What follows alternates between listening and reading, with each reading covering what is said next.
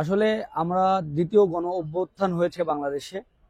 বাংলাদেশের মানুষ এখন স্বস্তিতে আছে বলে আমরা মনে করি। কারণ দীর্ঘ 15 থেকে 16 বছর মানুষ একটা স্বৈরাচারের মধ্যে তাদের জীবনযাপন পার করেছে। 24-এর যে গণ অভ্যুত্থান হয়েছে, এই গণ অভ্যুত্থানে আপনি আমার ব্যক্তিগতভাবে আমার ভূমিকা জানতে চেয়েছেন। সেই ক্ষেত্রে আমার স্পষ্ট মনে পড়ে আমি একজন নির্মাতা এবং অভিনেতা। পাশাপাশি আমি যখন উপলব্ধি করেছি, আমি যখন শুটিং সেটে ছিলাম, আমাদের এসএ টেলিভিশনে আমাদের একটি ধারাবাহিক নাটক চলছিল যেটার নাম হচ্ছে ফ্যামিলি ম্যাটার। সেখানে আমি অ্যাসিস্ট্যান্ট ডিরেক্টর হিসেবে কাজ করছিলাম। তো আমি যখন শুটিং সেটে কাজ করতেছি, তখন বিভিন্ন জায়গা থেকে আমার যেসব ভাই ব্রাদার আছে তারা বিভিন্নভাবে আমাকে জানাচ্ছে যে দেশের পরিস্থিতি আসলে উত্তাল এবং স্বৈরাচার সরকার ছাত্রদের উপরে যেভাবে নির্বিচারে অত্যাচার চালাচ্ছে, এটা আসলে শোষণীয় মাত্রায় চলে গিয়েছিল। সেই জায়গা থেকে আমার শুটিং শেষ হয় হচ্ছে 16 তারিখ, 16 ডিসেম্বর, 16 জুলাই।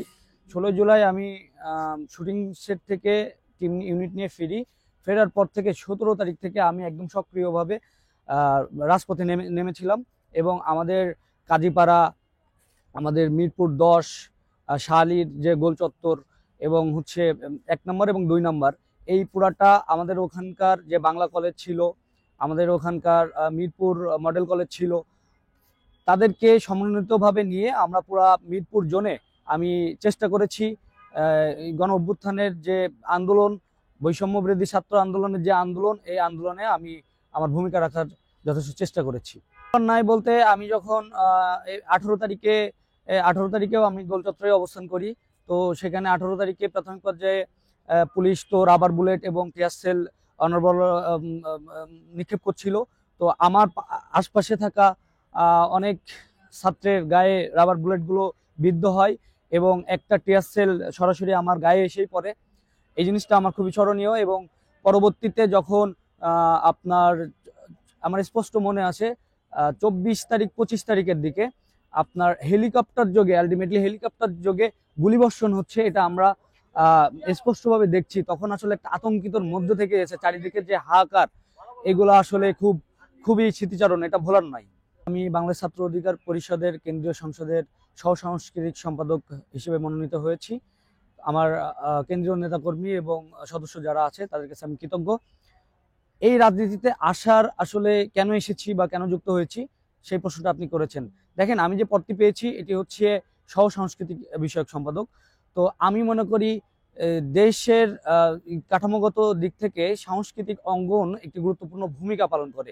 সেই জায়গা থেকে আমাদের সাংস্কৃতিক অঙ্গনে কিন্তু আপনি নিজেও জানেন, আপনি যেহেতু গণমাধ্যমে আছেন, আপনারাও খোঁজখবর নিয়ে জানেন যে একটা বৈষম্যতা, আমাদের যে প্যাটার্ন ছিল যে গণ অভ্যুত্থান হয়েছে বৈষম্য বিরোধী আন্দোলন, কিন্তু এই বৈষম্য কিন্তু শুধুমাত্র যে রাষ্ট্রের কাঠামোতে, রাষ্ট্রের মধ্যে আছে, রাষ্ট্রের একটি অংশই কিন্তু সাংস্কৃতিক অঙ্গন, সেখানে কিন্তু কম বৈষম্য হয় না।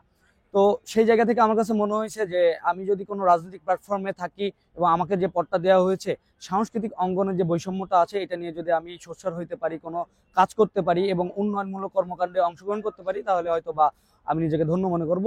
এই কারণেই আমার যুক্ত হওয়া। প্রশ্ন করেছেন, আসলে ক্যাম্পাস রাজনীতিটা আমরা বিগত বছরগুলোতে দেখে এসেছি। যখন আওয়ামী লীগ গভর্নমেন্ট ক্ষমতায় ছিল, তখন ছাত্রলীগের একটি আধিপত্য বিস্তার ছিল, একক আধিপত্য বিস্তার। ছাত্রলীগ থাকাকালীন অবস্থায় কিন্তু তাদেরকে হেলমেট বাহিনী হিসেবে আখ্যায়িত করা হয়েছে। সেই জায়গা থেকে আসলে আমি বলতে চাই যে অন্য ছাত্র সংগঠন যারা আছে তারা কিন্তু তাদের ক্যাম্পাসে উন্মুক্তভাবে কোনো প্রোগ্রাম, মিছিল, মিটিং করতে পারতো না বা তাদের দাবি দাবাও উপস্থাপন করতে পারতো না। একক আধিপত্য বিস্তার করেছিল ছাত্রলীগ। সেই জায়গা থেকে বর্তমান পরিস্থিতিতে কিন্তু আপনারাও লক্ষণীয় দেখছেন যে ঢাকা বিশ্ববিদ্যালয় সহ ঢাকা কলেজ এবং আমাদের সারা বাংলাদেশের যত ক্যাম্পাস আছে সব জায়গায় কিন্তু এই যে সিট বাণিজ্য যেটা ছিল হলের, সেটা কিন্তু ইতিমধ্যে বন্ধ হয়েছে এবং ক্যাম্পাসে একটি সুস্থ পরিবেশের রাজনীতির যে ব্যাপারটা, এই ব্যাপারটা কিন্তু চালু হয়েছে। এই ব্যাপারটা যাতে অব্যাহত থাকে, এটাই আসলে কাম্য। দেখুন, আগামী নির্বাচনে একটি ঐক্যমতের মাধ্যমে নির্বাচনটা, একটা জাতীয় ঐক্যের মাধ্যমে নির্বাচনটা হবে, এটা আমরা সবাই আশাবাদী। এবং এই নির্বাচনে আমরা এখনই উপলব্ধি করছি যে একটি সমন্বিত সংসদ আসলে হবে। তো এখানে আপনার যতগুলো দল আছে সবারই স্বতঃস্ফূর্তভাবে অংশগ্রহণের মাধ্যমেই নির্বাচনটা হবে এবং জনগণ যে দীর্ঘ 15 থেকে 16 বছর যে ফ্যাসিস্ট সরকারের কারণে স্বাধীনভাবে যে ভোট গ্রহণের যে প্রক্রিয়া, সেই প্রক্রিয়া কিন্তু তারা অংশগ্রহণ করতে পারেনি। তো আমরা আশাবাদী যে সেই জায়গা থেকে মানুষের সে সংখ্যাটা কেটে মানুষ তাদের যে ভোটাধিকার প্রয়োগ সেটা করতে পারবে। দেখুন, আমি তো আসলে ছাত্র সংগঠনের সাথে যুক্ত আছি। নির্বাচনটা আসলে আমাদের মূল যে দল গণ অধিকার পরিষদ, সেই পরিষদ থেকেই নির্বাচনে যারা নেতৃত্ব আছে তারাই অংশগ্রহণ করবে। এবং আমরা ছাত্র সংগঠন হিসেবে যেহেতু আমাদের মূল দল, আমরা তাদের সাথে বরাবরই আছি। এখন আমাদের গণ অধিকার পরিষদের যারা কেন্দ্রীয় নেতাকর্মী আছে এবং তারা যে সিদ্ধান্ত নেবে সেই সিদ্ধান্তকে আমরা সমর্থন করব। যদি বলি তাহলে ছাত্র সংসদ বা আপনার কিন্তু সবগুলা ক্যাম্পাসে নাই। যেমন হচ্ছে আপনার বড় বড় বড় বড় শিক্ষা প্রতিষ্ঠান যেগুলো আছে, যেগুলো আমরা বিশ্ববিদ্যালয় হিসেবে চিনি, যেমন হচ্ছে জাহাঙ্গীরনগর বিশ্ববিদ্যালয়, জগন্নাথ বিশ্ববিদ্যালয়, ঢাকা বিশ্ববিদ্যালয় এবং ঢাকা কলেজ বা বাংলা কলেজ, এই জাতীয় কলেজগুলোতে কিন্তু ছাত্র সংসদ রয়েছে। কিন্তু এই ছাত্র সংসদ সাধারণ শিক্ষার্থীদের দাবি আদায়ে সোচ্চার কাজ করে। এটা যেমনটা যৌক্তিক, অবশ্যই এটা থাকা দরকার। এটার পাশাপাশি আপনি যেন চিন্তা করেন মফস্বলগুলোতে, যেমন হচ্ছে আপনি যদি জেলা পর্যায়ে চলে যান, জেলা পর্যায়ে যে সরকারি কলেজগুলো আছে বা বেসরকারি সরকারি যে প্রতিষ্ঠানগুলো আছে, সেখানে কিন্তু ছাত্র সংসদ বলে এই যে ব্যাপারটা, এগুলো নাই। সেখানে অবশ্য সেইখানে ছাত্রদের দাবি দাওয়া আদায়ের জন্য কিন্তু আমাদের এই রাজনৈতিক প্ল্যাটফর্ম ছাত্রদের যে সংগঠনগুলো রয়েছে সেগুলাই কিন্তু গুরুত্বপূর্ণ ভূমিকা পালন করে। সুতরাং একে অপরের পরিপূরক হিসেবে আমি মনে করি।